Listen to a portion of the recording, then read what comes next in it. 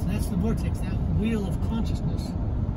There's a beginning, a birthplace, a place of growth, maturity, and old age, and then a birth to the next level.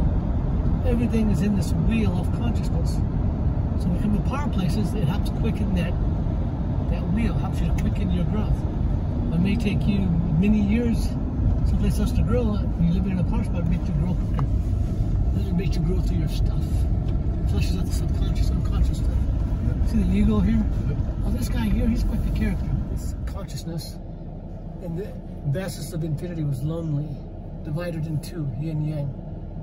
And so, if you've been lonely and you meet your soulmate, you're really, really happy. And that happiness, that love, that pure love, that's what we call the Christ energy, the Trinity.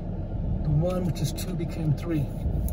And then from there came forth the kind of the mathematical structural patterns of creation and the consciousness that became the structural reality.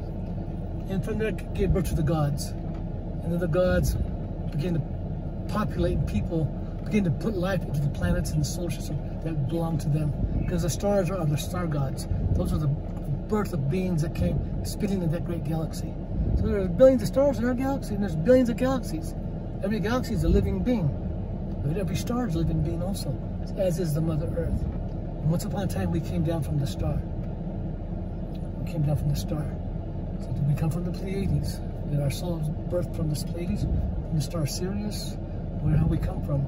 So you see all these pyramids around the world, they're all linked up to star systems. They discovered, like, especially in Mexico, Central America, when they got the LiDAR photography, they took pictures through the jungle canopy, taking pictures over the grids of the jungles. They put it in the computer, they said, oh my God, there's 90% more pyramids in cities than we ever thought possible. And they discovered that all those pyramids were mapping stars, constellations from the sky down to the earth. And then all over the world, their sacred sites, their structures are mapping stars. The Great Pyramid in Egypt, the little shaft goes right into the belt of the Pleiades and into Sirius. So they're mapping stars because our ancient gods came from the stars. They're not just mythology. And the gods went to war amongst each other. Like in Egypt, Osiris was killed by his brother Seth. He was fighting over control of Egypt. Horus avenged his father and killed Seth.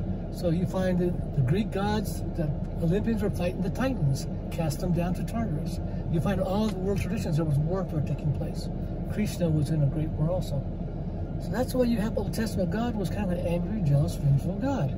You ever read the Old Testament? Mm-hmm. Yeah. It's like, is that God? It's like, wait a second, he's like a tyrant. You ever see that? Did you ever? When I was a kid, I was like, oh my, is that God? Is that God?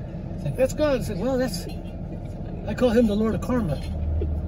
And so when you see Jesus' teaching, he's talking love and forgiveness. What did Old Testament God say? An eye for an eye and a tooth for a tooth. So if I did you wrong, the law required you to do it back to me. I'm not going to let you get me. So I'm going to get out of the way and hide, and you'll get my relative. They're going to try to get you back, but you're not going to come get you. They'll get your relative. Now you got tit for tat, eye for eye. You got the Middle East, right? So that's why like a Buddha came in. Get off the wheel of reincarnation, let go of your attachments. Because your ego, through its ignorance and your desire, creating desires and actions causing conflict, and now you're caught eye for an eye, tooth for a tooth. So the Old Testament God's putting us stuck on the wheel. The others came in to liberate us. So there have been those two different factions. Some wanting us to be free, to know their true self. The others wanting us to do time down here. And so that's a whole other story. We won't go into that now. Of great spirit, galactic butterfly. That's who we're praying to. Now you can go through Jesus to get there. You can go through Buddha to get there. Anybody who's realized can be a gateway for you to get there.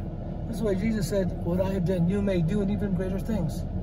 If you have faith, you can move mountains. So I love Jesus, teachers of Jesus. I just don't like the way some of Christianity has done with it, what they've done with it. Especially, there's been so many atrocities committed against Native American people by church people. You know, so many atrocities. I don't want to go into that. We'll be back to the love. So here we have the world grid as mapped by the Russians in the 70s. Yeah. With Kirlian photography.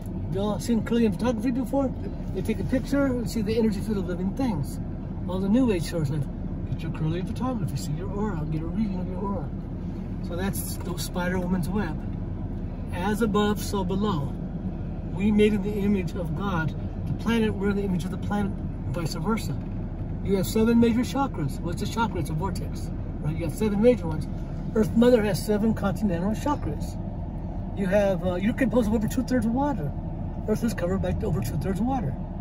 We have an acupuncture meridian grid system, male points, yang, female yin, and neutral or balanced. Earth has the spider woman's web with a dream catcher. So we are coming to these power points to connect with the dream of the Mother Earth, of our higher self. What are we here for? That's to live in harmony with the Earth and raise the frequency with what the prophecy says, heaven on earth. So that's the rest of my case. The pole caps melted and the water levels rose, and like our world now, all the major cities are on the coast of us. So you drop that water level down, and not that far off the coastlines are cities that are underwater. They have found them off Japan, Okinawa, major megalithic sites underwater. They found Krishna City when they had the big tidal wave back 2000 or something, that big tidal wave. And the water pulled back and they saw the city of Krishna up there under the water. Of course, Krishna was in I think it was a 27-year war. They had aerial battles, they had flying ships, they were shooting lightning bolt weapons at each other. That's in the story of the Mahabharata. So you can see the extraterrestrials were not at peace with each other. So, our gods. And so, the East Pole Plateau of Tibet, and they're making pilgrimage to those sites, to those guardians, to keep the earth in balance. Because when people get into corruption and lose their connection, it's game's over, there it goes. So somebody's got to keep doing the work that keep appeasing the powers of the spirit that earn it for the human beings. So why do I say that? Because shoving people always think you have to pay you got to pay back the debts to the Earth Mother. Because you're always taking. You got to give back, but you can't just come here to take. When we live unconsciously, we're always taking. Now, why is Jesus up there suffering on the cross? He's paying back some debt for somebody, right? Like he didn't need to be doing that for him. He's paying out the debt for human beings. So that's these people are doing these, going to those shrines and they're bowing down and they're keeping this sacred intent. So now, the western pole of the planet, guess where that's at? The world's second largest plateau. Anybody got a guess? The Colorado Plateau. Right up there. That's the edge of the plateau right there. It's lifted up, the second largest plateau in the world. The indigenous people have the 4 sacred mountains. They have shrines in those mountains and make pilgrimages there to do the prayers and keep making their offerings. It's not about taking anything, it's about giving thanks and making their prayer offerings, paying their dues, you might say. So usually some people come to the land, they give an offering. Up here north, they give tobacco. Down in the southwest, they give cornmeal. Down in South America, they're putting gold figurines in the power places to make their offerings until the Europeans start stealing all their gold offerings. And so then they give cotton. They give cotton balls that they grow cotton to weave their clothing. So that cotton they give to the earth. So these 2 plateaus, and the people there on the plateau, the Hopi people say we're holding the earth in balance. This is when the last great earth changes. So they discovered there's a cycle about 6,000 years, because in the great cycle, it's supposed to be 26,000 years, 6,500 years, divided by 4, or the Mayas divided by 5, 5,200 years. That age comes to an end, a great shift. The Mayan calendar, the great shift. So scientists have discovered now that through ice samples and all that there's a 6,000 year cycle where cataclysm happens on the planet. So that's when people say, oh, the end of the world, Mayan calendar, it's a cataclysm. So we're on the verge of that. The good news is that it's okay. It's okay. Because you can't take this life too seriously. You can't get out alive. So if you're going to die, what comes next? What's all of our stress and our fear? We're afraid we're going to die. We're afraid we're going to be vulnerable. We're afraid to lose control. But when you connect with heaven, you're not afraid of dying because you connect with heaven. You can begin to live your heaven here now. So that's our goal, is to awaken our heaven here now. The prophecy said that people are going to, the rainbow nations are going to begin to awaken and dream awake, dream heaven on earth. We knew the earth is dying, the prophecy said, and people are going to dream life back into the earth by making their offerings. And that's not the 3D earth, that's the 5D earth. This earth is going to go through upheaval. It's going to reset itself. The ocean's going to come back here. It's going to be a whole different earth, and we're going to move into the 5th dimension.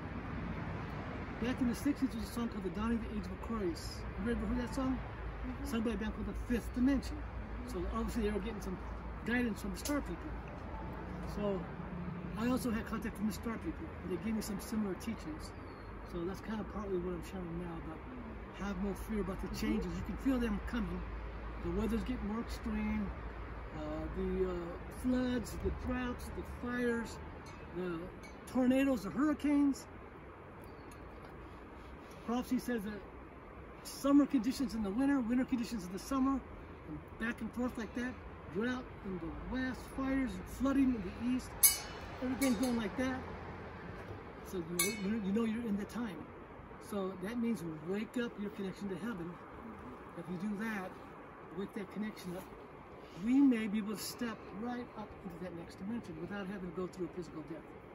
It may be idealistically thinking, but I'm holding that back. There's always times we're not good enough, or we're not this, or we're not that. We've got that program gets into our unconscious mind, into our body program, our body computer. So when we start to give positive energy to the water, Sacred Mother Water, we love you. We thank you because you nurture us. We are talking to you the way shamanic people live, praying to water. Without water, you're dead in the desert. You need water. So we want to put that love frequency, that gratitude frequency into the water. So we're giving thanks, we're giving back to the water love. And then we spin our hands in the water in the vortices and ask for the blessings you need in your life to feel safe, secure, supported, successful, happy for your children, for your family, for your relations.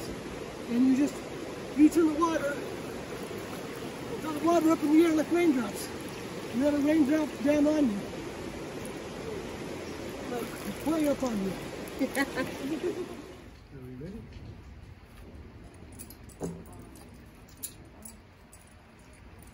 That one, and now this one. Go ahead.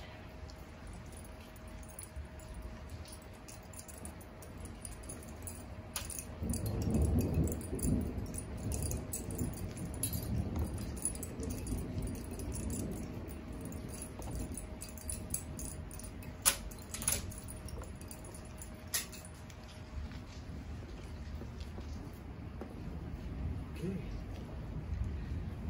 What is your name? My name is Rahelio. Rahelio.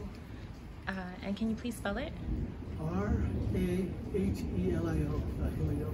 Rahelio. And your last name, this isn't going to be on the... Rodriguez. Okay, can you spell that? Rodriguez. Okay. So now this is when we start. So, thank you for taking the time to sit down with me and speak. I greatly appreciate it. I have a few questions that I would like to ask. However, at the end, if you could speak freely on whatever it is that you would like to share, we would love that. Okay. The first question that everybody's anxious about is healing. I know a lot of people don't want to share too much, but just a general idea of how you use healing for the physical body and also for the emotional aspect. Sure. Well, we are in these physical bodies. This earth feels very solid, but we're really just energy. We're atoms and molecules. We're energy, and energy is consciousness. So our consciousness, our feelings, our thought, when we're in joy and love and creativity, we flow. And when we get stuck, we get frustrated. When we feel stress, when we feel fear and anxiety, negative self-talk, these, the box of the rational mind, the negativity and the limitations of the rational mind, it gets stuck in the physical body. So what I do is, my work is to move stuck energy out of the body. That's why I use trigger points in the body to release stuck energy. I use tapping methods. This is the ancient method to clear stuck energy. And also I work with eye movements. When we are sleeping and we're dreaming, we're quite often reliving stressful situations of our day-to-day life. And so there can be nightmares and fears and things like that. Also conditioning from a child. quite often we get programmed with a negative belief system because we have too much energy as children, and we're running to get into trouble, and it's no, don't do this, no, no, no, you're bad because you won't obey. So this goes into our subconscious, no, and then our willfulness to do yes. And if we make mistakes, then we have this voice that beats us up because we're trying to live up to these expectations. And there's many reasons why we have different negative subconscious programs. So whatever is the main issues that a person is struggling with, in my work I have them feel what they want to clear. And work with eye movements, positive affirmations. I love and accept myself even if I have failed, even if I'm afraid. No matter what the negative thought form is, I love and accept myself. Love frees us, love, because usually we beat ourselves up. Love is the healing power. So triggering releases in the body, work with the power of affirmation of love, and I use some sound healing with that, my rattles, my drum, my crystal bowls, anything that I can use energetic to move energy in the body. And then I just pull energy out of people. And how is sound used for healing? Because a lot of cultures use sound for healing. Well, as I just mentioned, we are energy. We think we're sound, but we're just energy vibration. Sound is vibration, and sound goes right through us. And in my work, I use a drum. I actually drum through people's physical bodies, the heartbeat of the drum. The heartbeat of the creation, the sacred mother heartbeat, is very healing and take them into a deep, relaxed state. And in a deep, relaxed state, access the dream mind. And then if the dream mind begin to bring healing into whatever needs to be looked at. It can be wounded inner child, or it can be to journey to receive spiritual blessing and empowerment. It depends on what the intent is. But in rattles, in drum, these things can hook the rational mind. The rational mind is always thinking, and to quiet the mind, so a person can have a silent mind. Because the silent mind is a ability to connect with silent wisdom. So quite often people can't quiet their mind. Their minds are too revved up and always going. So you're using the sound, the rhythm, the vibration to hook the mind to take it out of its thought patterns and take it outside of itself so it can open up to intuitive or into a trance kind of a level of perception. And do you use dance for healing, or is dance more for other? Dance is, there's many traditions that use dance.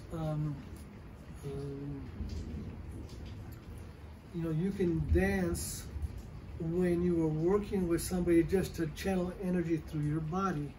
You can chant and sing to channel energy through your body. You can speak words and move with sound and vibration and rhythm and move energy through your body so that you are feeling in the flow. So when you're pulling energy through a person or working with a person, your energy is flowing. So there's magic in dance, in song, in words, spoken words, in mantra, in music, in the drum, in the rattle. The different instruments, of course, instruments are non-verbal, so just moving vibrations through the body. And so dancing is a very important part of it, but also people can dance in social, spiritual gatherings where dancing is also helping them to release and open up and connect with themselves. So your body is, we have these two sides. So we have this yin-yang energy of our spirit nature. So we have right side and left side, daytime and nighttime, conscious and unconscious, or rational mind and dream mind. So we have these two sides, male and female. So when we do anything that brings balance to the two sides, which can be dancing, dancing is moving side to side. Dancing, so stepping. And there are power points in your feet. There are energy gates in your joints, in your body. There are energy points, gateways. So when you're dancing, you're moving energy through. So dancing is like healing for people.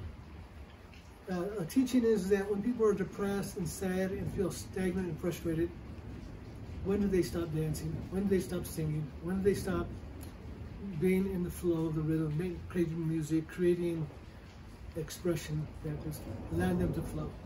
So it's a very important part of healing. And why did you choose to heal? That was not my first choice. My first choice was I wanted to know.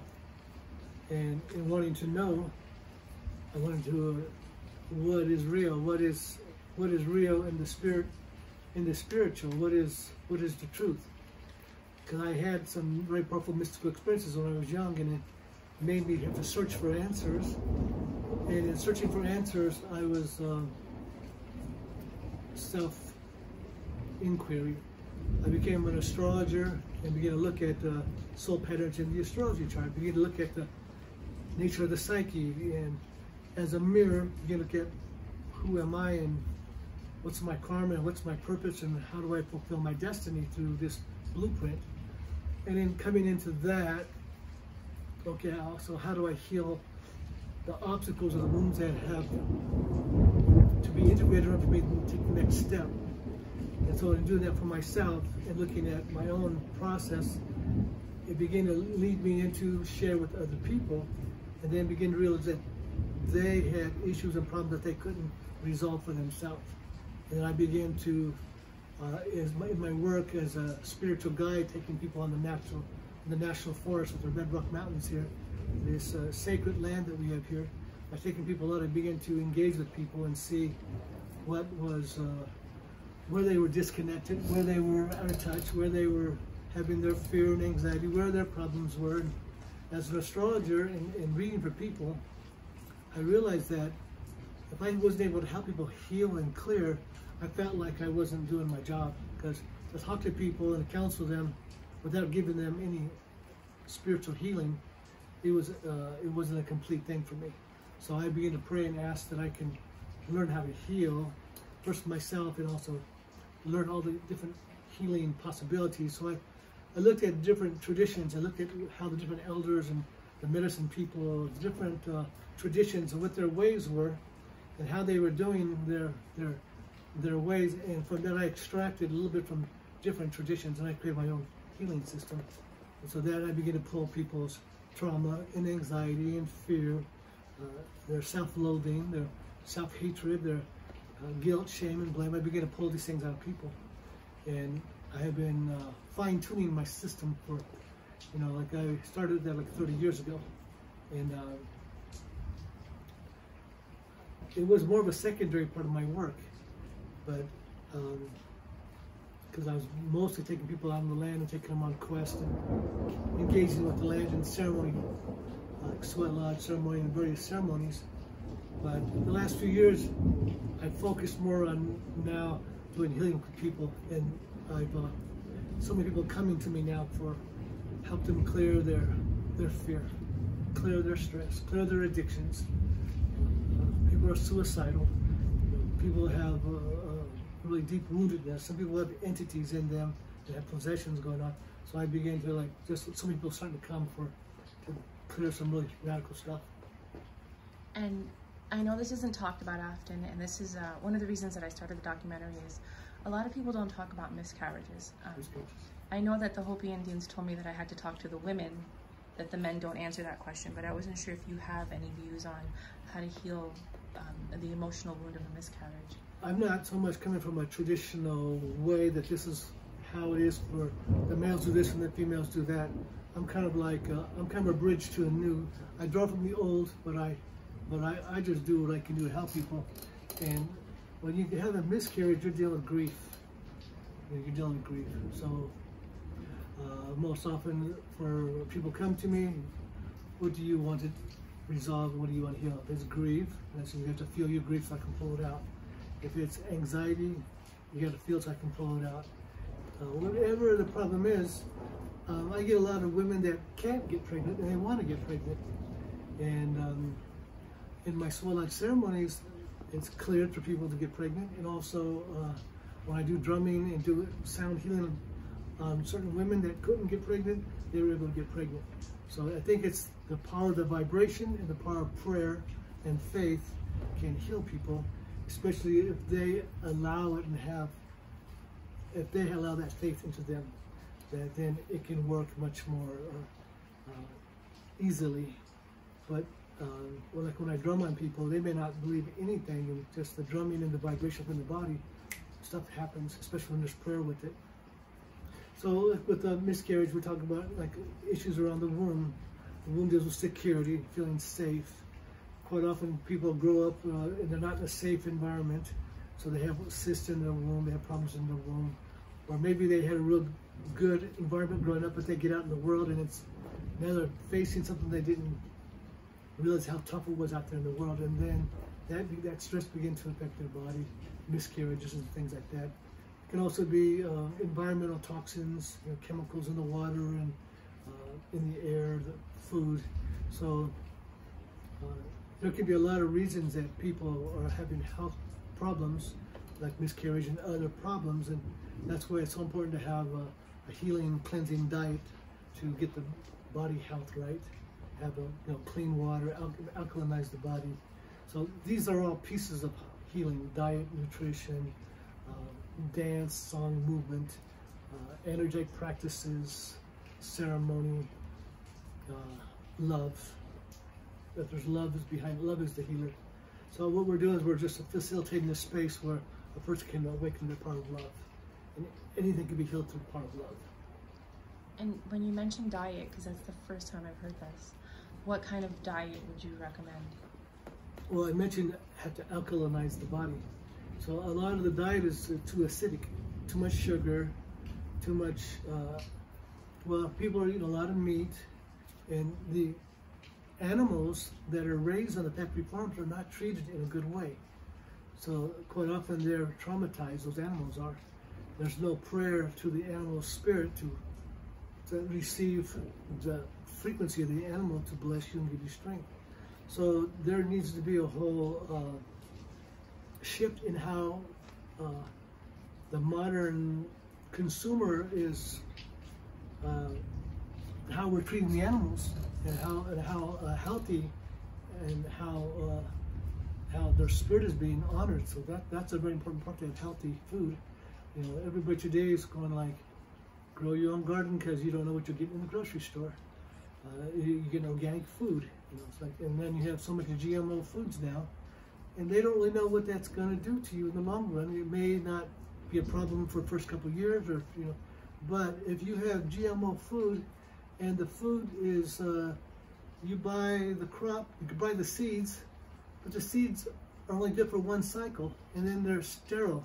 So the farmer has to go buy new seeds the next cycle, and now the farmer are indebted to the seed producers who also create the chemical poison pesticides and the chemical fertilizers that are not natural, organic, and you have this seeds that are sterile. So you're eating that food, is it going to make human beings sterile? And this is a big question. Many indigenous cultures, peoples are going like, we don't want the GMO food. We want our crops. These are our sacred. Our religion is based on our food sources, our crops. Our prayers are there in a sacred way. And so you don't want to eat food that the seed has got no life force. And so then you got to go back and buy seed the next year. And every year you got to buy seed. So now you're indebted to this consumer system that is putting many farmers in debt. So that could be a problem for reproduction, what I'm saying, the seed of we don't really know what the long-term results of that is. Now there may be some people doing research with that have proven that it's causing health problems, but I am not up on the latest of what's been discovered with that. I just feel like it could affect the reproduction. And what is your views, and as well as your cultural views on relationships and intimacy? That's a really big one, because you have, it depends how healthy the individuals are. If you have a really loving family and a really loving environment, and you feel supported in that, but you give the person who's had a very dysfunctional upbringing and pain and separation and a lot of abuse, you can see when you get together, there's going to be a problem but the person's shadow energy have been processed through that relationship, and it can destroy a healthy, what could be a healthy relationship. So the quality of our relations all depends on the quality of our relationship with ourselves. If a person has done their work to where they've understand themselves and understand what their challenges are, what their fears are about, what their woundedness is about, and they've made an effort to grow and to be a whole human being, then they can partner with somebody who also is on the path of wholeness, and they can grow in a psychological supporting way. And as opposed to we're young and we have physical sexual drives and impulses, and we get together because of the sexual attraction and they have the sexual chemistry, but we don't have the psychological compatibility. So it's like how healthy is the psychological dynamics of the relationship, and then that will create a safe space for the sexuality to come into a sacred space. And because it's not like you get to marry your high school sweetheart because you've grown up together and known each other. Today everybody's traveling and going here and going there, and you're meeting people. Our communities are breaking up and people are relocating, so you're meeting people, and you know, you don't know what you're going to get until you dive into it for a while. Then you start to see I'm madly in love with this person. Then we have a very bitter divorce, you know, a few years later. And so how do we find this sacred marriage within ourselves, and where a man is at balance with his inner female, understands his inner female, and a woman understands her inner male? And if we can have this balance going on as individuals, then we can come together and share a harmonious relationship. Now, you have some women that are very successful in their careers and making money, and some men are very uncomfortable when a woman is more successful than they are, because they got this old male program. They're not in balance with their inner female. And vice versa, you have some women that just want to be stay-at-home mothers, and the man don't want to play that role, but he wants an equal partner. So you have people who have been out of relationship and they want really bad to get in. You have people who have been in a relationship that was dysfunctional, they want to get out. And so they meet. If they're going different directions, they may have a soul tie, but it may only be for a short time. So our soul ties can be for a short season, or a year, or a lifetime. We have different people we meet that are catalysts for us, and it's not to judge it, it's just to know what it can be a stepping stone or it can be a long term, but they all have they can be very important to us. This is more of a modern New Age question, but how do you... I was seeing that on the equinoxes and solstices, the equinoxes, I should say, the sunrise and sunset times are not accurate. They were off. Different years, as much as 14 minutes, I saw they were off. And so I'm open to learn from all sources I can. So I stay kind of up to date with what's going on. And I saw some indigenous elders up at the Arctic Circle. They were saying that the Earth has shifted a little bit, and it might have shifted maybe 1 degree on its axis. Again, for those earthquakes, we had those 8-point earthquakes, 8.5-point earthquakes. There's 3 of them. The one in Japan, Chile, and Alaska. They said that living at the Arctic Circle, there's a time when the winter comes where there's no sun. It never rises up over the horizon. It's just only twilight in the morning. They said that the sun, it'd be like no sun for a certain amount of time, and then they would know the day that the sun was supposed to come back. They said the sun was coming back like a day or so early. And they said they would go hunting. They only had like an hour to go hunting, and they recognized that the sun was higher in the sky, and instead of being 1 hour, they had 2 hours. So they know the Earth was tilting more towards the pole was tilting more towards the sun. So they were saying that usually they would travel from their village to their hunting grounds or to their fishing places. They would travel, and when the snow would come and the winds would blow the snow dunes, they would freeze like frozen waves pointing, and they said, this pointing direction, this is where we go to get back to our village. And they said that as they were going out their hunting expeditions, the dunes had changed, the waves of the snow had changed, the frozen waves had changed direction, so the wind currents have changed. So you can see that we have these jet streams have changed, and all of a sudden it's bringing cold farther south, and heat's going farther north.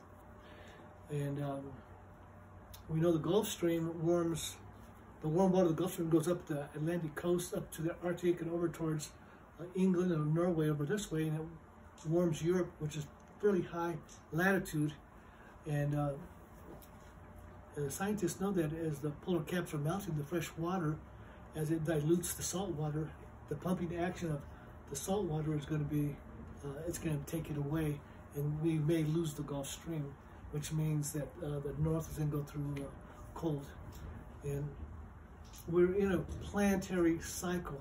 It's a great cycle where the sun is going through a shift. When I was young, the sun was yellow. Today, the sun's white. So our prophecies, Toltec prophecy, speaks of the new sun being born in 1991, and the old sun ending in 2012. When the sun sets, we have like a twilight before it gets dark. So we're in the twilight of the old sun. The old sun is ending, the fifth sun, and the sixth sun is awakening more and more. So we're going to shift into a new time. And that time, it's kind of like the old sun is kind of like when we're mastering the outer world, conquering the outer world, the male dynamic, conquering nature, conquering each other through war, conquest. You know, it's like this conquering health. Everything's less male conquering. We're going to shift to a female cycle.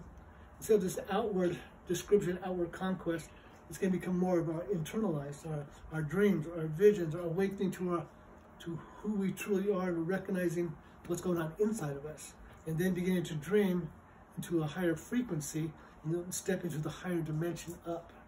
It's like a fifth dimension. So before that happens, this climate shifting is a part of the prophecies that says extremes. Summer conditions in wintertime, winter conditions in summertime. Things flip-flopping.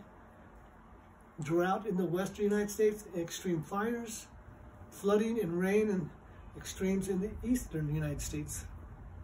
Earthquake, volcano, these type of things. So we've been in this period of time. It goes along with the North American speak of the white buffalo prophecy, but not just the white buffalo. It's not the only animal that's turned white, although the buffalo is a sacred symbol for the Plains Indian.